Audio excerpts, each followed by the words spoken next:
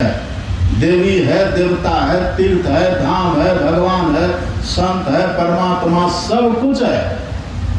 लेकिन यहाँ प्रधानता किसकी है? प्रधानता किसकी है? यहाँ सबसे ज्यादा किसका चलता है? यहाँ तुलसीदास जी कहते कर्म प्रधान। आप प्रधान जानते हैं ना, आप लोग किसको कहते हैं?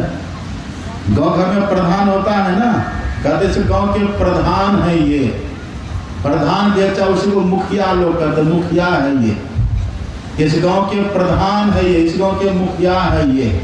मतलब क्या हुआ? उस गांव में मुखिया जी मुख्य है, उस गांव में प्रधान जी प्रधान है। इसी तरह से संसार में प्रधानता किसकी है? अब देखिए गांव में यदि झगड़ा लड़ाई हो तब फैसला कौन करते हैं? मुखिया जी नहीं करते हैं। यदि दो गुट में झगड़ा तो फैसला प्रधान जी ही ना करते हैं। प्रधान जो कह दे उसी की मान्यता होगी कि नहीं? अब मुखिया जो कह दे उसी की मुख्यता होगी। इन मुखिया भी सब विचार को बहुत सिद्धांतिक विचार विमर्श करके तब सुनाते हैं। इसी तरह से तुलसीदास जी कहते हैं इस संसार में सब है, भगवान भी है, संत भी है, गुरु भी है, देवी देवता भी है, तीर्थ भी है, धाम भी, सब है। लेकिन यहाँ प्रधानता किनकी है? कर्म प्रधान विश्व रचि राखा। यहाँ प्रधानता है कर्म की। यदि कर्म खराब करिएगा ना तो कोई आपको बचाने वाला नहीं होगा। कर्म खराब करिएगा तो भगवान भी देखते रहेंगे, कुछ नहीं कहेंगे। हाँ, संत को दया आती, इसलिए आप पढ़िएगा रामचरितमानस में संतों के हृदय को मक्खन कहा है। क्या कहा है? बस अब हम खत्म करेंगे, शांति से सब बैठे रहिए, कोई बीच में उठिए मत, आरती के पहले उठना नहीं चाहिए। शांति से बैठे रहिए, सुनिए, धर पर कोई मत करिए। क्या कह रहे थे हम? क्या कह रहे थे? देखिए संत महापुरुष अपने सदगुरु महाराज की वाणी पढ़िएगा। सदगुरु महाराज जी लिखते हैं पदावली में, विविध भांति के कर्म जगत में जीवन घेरी फंसाता है। अब बाबा देवी कह में ही सतगुरु गुरु ही बचाता है। कर्म का फल है ना, भोग तो रहे ही हैं, लेकिन सदगुरु कृपा करके बचाते। क्यों? वो दयालु होते हैं। अब कितने दयालु होते हैं संत महापुरुष? आप पढ़िएगा, संतों का जो हृदय होता है ना मक्खन की तरह होता है। संत हृदय नवनीत समाना, अब कहाँ कवि न पाए कहा ही न जाना। संतों का जो हृदय होता है मक्खन की तरह होता है, पर मक्खन में संत में थोड़ा अंतर होता है।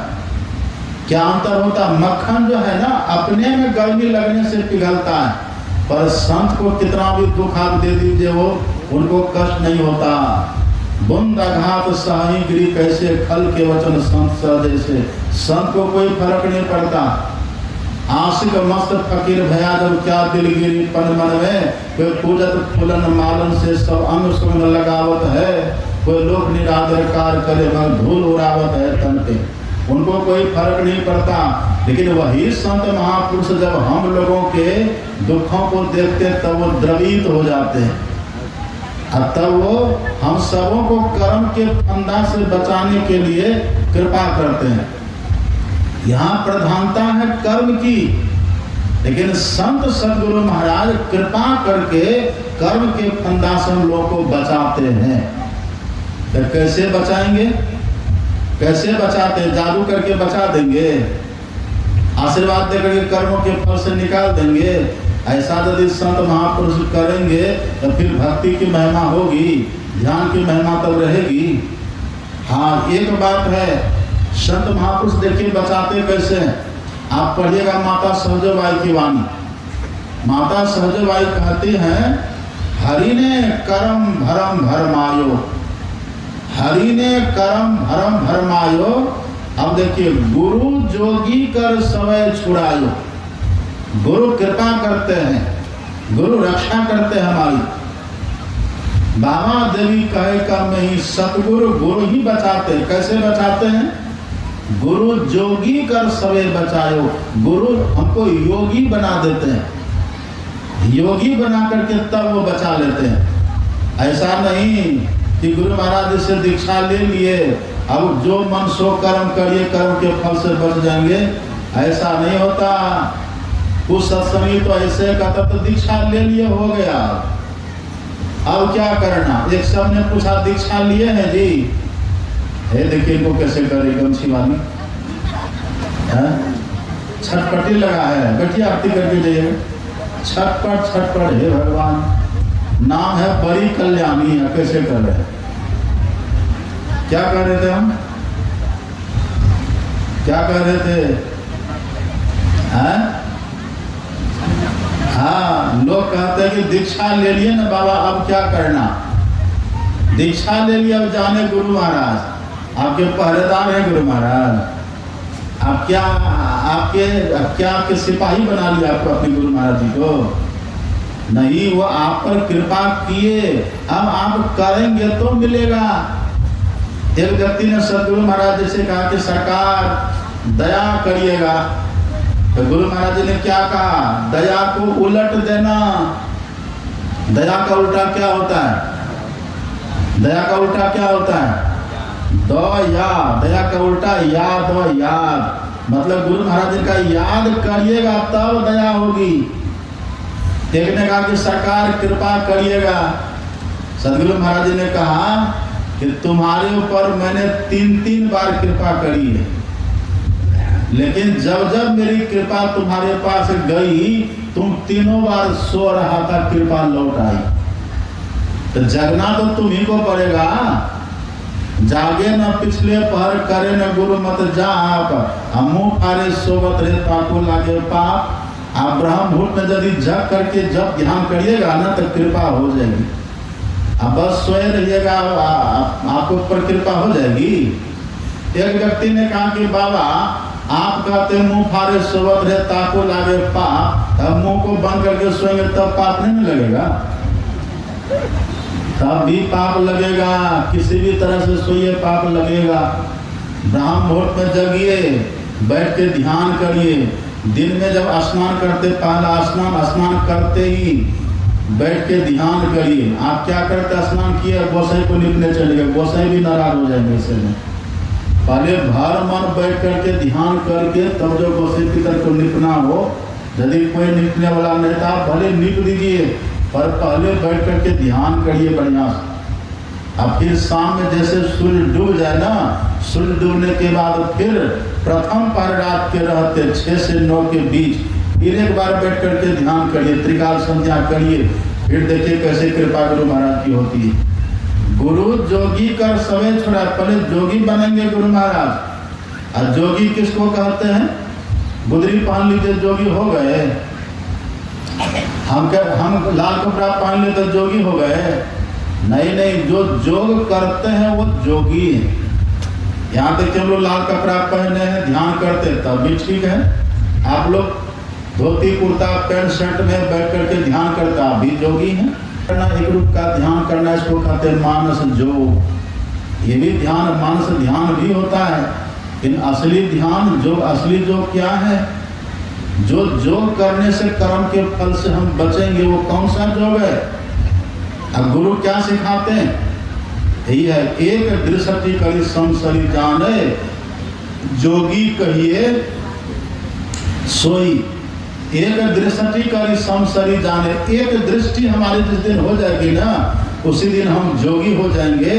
और जैसे वो जोगी हम बनेंगे, फिर इस देह पर चाहे कुछ भी हो जाए, कर्म का फल तो इस देह पर ना आएगा। कर्म का फल कैसा भी देह पर आए, कोई फर्क नहीं पड़ेगा। आप हमेशा हंसिएगा, मुस्कुराइएगा। नदी किनारे घर करे, कर्जा करी करी खाए, और कर्जदार जब मांगन आवे घुसक नदी में जाए। घुसक नदी मतलब क्या? सुषुम्ना में घुस जाइएगा, कर्म के फल से बच जाइएगा। सुषुम्ना कोई कहते सरस्वती नदी, उसमें यदि कोई घुसकने की कला सीख लेना, वो कर्मों के फल से बचते हैं, वो फिर कर्मों के फल से दुखी नहीं होते। कर्म किए का फल है सब काहू को होए, अज्ञानी भुगते ज्ञान से अज्ञानी भुगते रोए। जब ज्ञानी के जीवन में कर्म का फल आता है ना, आंख बंद करके सुषुम्ना में प्रवेश कर जाते हैं। जाओ देह पर कुछ भी हो, कोई फर्क नहीं पड़ता। लेकिन जो ऐसा काम नहीं किया हम लोग अज्ञानी, हम लोगों को क्या होगा, रो रो करके भोगना पड़ता है, बहुत कष्ट होता है। तो बस कर्म के फल से यही बचने का उपाय है। आंख बंद करके एक मंत्र का खूब बढ़िया से जप करिए। जप करने से पाप कटता है, जप करते करते पाप कटता है। सतगुरु सतगुरु नित्य ही पुकार, छीजत पाप समूह रे, पाप कटता है। जब ही नाम हृदय पड़ा, भयो पाप को नाश, जैसे चिंगी आग की परे पुरानो घास। जैसे सूखी सूखी घास पर आप दीजिए एक चिंगी, आपकी चिंगारी दे दीजिए, देखिए पूरी घास जल करके राख बन जाएगी। ऐसे जो मंत्र ठीक ठीक जपते हैं ना, उसके पाप का नाश होता है। और गुरु महाराज का ध्यान करने से क्या होगा, गुरु महाराज का ध्यान करने से तो सतगुरु रूप हिया में धारक, काम क्रोध मद लोभ दहे।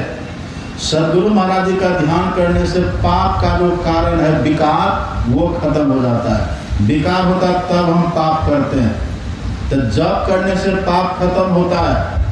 ध्यान, गुरु महाराज का ध्यान करने से पाप का जो कारण है विकार, विकार खत्म होता है।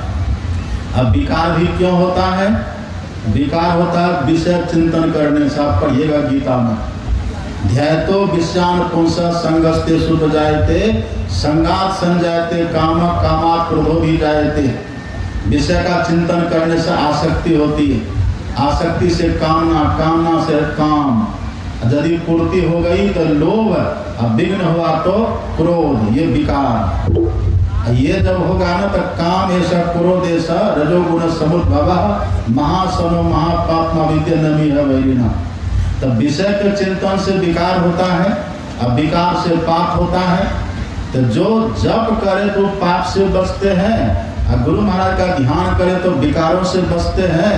और यदि बिंदु ध्यान करिएगा, दृष्टियोग की साधना करिएगा, तब आप विषय से बच जाएंगे। जब विषय से ही बच गए तो विकार कहाँ, अब विकार से बचे तो पाप का, सबकी जड़ है विषय। तो जो बिंदु ध्यान करते उसके भीतर प्रकाश हो जाता है। अब प्रकाश होगा तब क्या होगा, प्रकाश में विषय की पहचान होती है। अभी तो हम लोग को विषय अमृत की तरह लगता है, अंधकार में विषय अमृत की तरह लगता है, लेकिन प्रकाश हो जाने पर वही विषय विष की तरह प्रत्यक्ष दिखता है। तो ऐसे महापुरुष विषयों से बच करके रहते हैं। अभी आप पढ़िएगा, मैंने प्रातः काल भी सुनाया था, निहारो यारो